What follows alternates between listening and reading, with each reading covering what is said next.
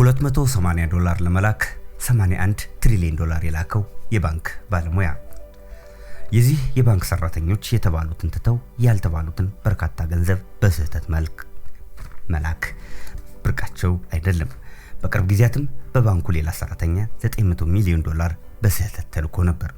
መቀመጫውን በዓለማችን ቁጥር 1 የዲፕሎማሲ ማዕከል ኒውዮርክ ያደረገው ግዙፉ ሲቲ ባንክ ከሰሞኑ አነጋጋሪ ድርጊትን ፈጽሟል። የባንኩ አንድ ደንበኛ $280 ለማስላክ በአካል መምጣቱን ተከትሎ የባንኩ አንድ ሰራተኛም የተሳሳተ አገልግሎት መስጠቱ ተነግሯል። ይሁንና ይህ የባንክ ባለሙያ በስህተት በርካታ ዜሮ ቁጥሮችን በመንካት በጠቅላላው $81 ትሪሊዮን ያስተላልፋል። ሂሳቡ እንዲዘዋወር መፍቀድ የነበረበት ሌላኛው የባንክ ሰራተኛም ትኩረት ሳያደርግ የመጀመሪያው ባለሙያ የሰራውን ስህተት በመድገም ዝውውሩን አሳልፎታል።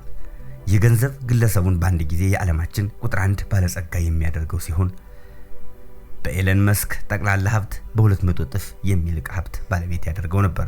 ሆኖም ገንዘቡ በሰውየው ሂሳብ ቁጥር ላይ እየተዘዋወረ ከነበረበት ቅጽበት ግን የገንዘብ ዝውውሩን የሚያጸድቀው ሶስተኛና የመጨረሻው የሲቲ ባንክ ባለስልጣን ወይም በተለምዶ መጠሪያው የባንኩ ዋና ገዢ ጉዳዩን ተመለከተው።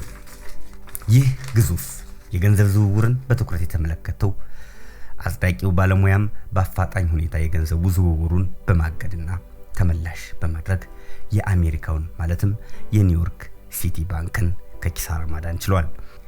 ይህ የገንዘብ ዝውውር በባለሙያው የጥቂት ሰከንዶች መዘግየት ቢፈጠር ኑሮ ባንኩን ለኪሳራ ገንዘቡ የሚገባለትን ግለሰብ ደግሞ በዓለም ማንም በማይደርስበት የሀብታምነት ማማ ላይ ያወጣው ነበር። ይህንን ገጠመኝ በቀላል ቋንቋ ለመግለጽ ይረዳን ዘንድ ከአፍሪካ 54 ሀገራት መካከል የደቡብ አፍሪካን፣ የአልጄሪያን፣ የሞሮኮ፣ የአንጎላ፣ የናይጄሪያ፣ የኬንያ፣ የሊቢያ፣ የቱኒዚያና የኢትዮጵያ ሀገራት በአጠቃላይ ዓመታዊ ባጀት 2025 መረጃ መሰረት $700 ቢሊዮን እንደሆነ ተጠቅሷል። እንግዲህ የኒውዮርክ ሲቲ ባንክ በስህተት ለግለሰቡ ልኮት የዳነው $81 ትሪሊዮን ለነዚህ 10 የአፍሪካ ሀገራት ብቻ የስንት ዓመታት በጀት ሊሆን እንደሚችል ማሰብ ቀላል ነው። የኒውዮርክ ሲቲ ባንክ ባለፈው የፈረንጆቹ 2024 ዓመት ውስጥ 10 ጊዜ $1 ቢሊዮን የሚገመት ገንዘብ በስህተት ለግለሰቦችና ተቋማት አስተላልፎ ነበር። ይህም ማለት በአፍሪካ አህጉር $1 ቢሊዮን ዓመታዊ ባጀት ለምትመድበው ብሩንዲ የ10 ዓመታት ባጀቷ ይሆናል እንደማለት ነው።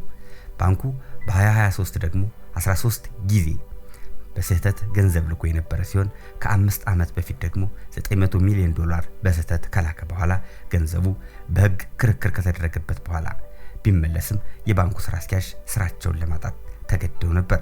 ከሁሉም የከፋው ስህተት ግን ይህ የ$81 ትሪሊዮን ጉዳይ መሆኑን የዓለም መነጋገሪያ አድርጎታል።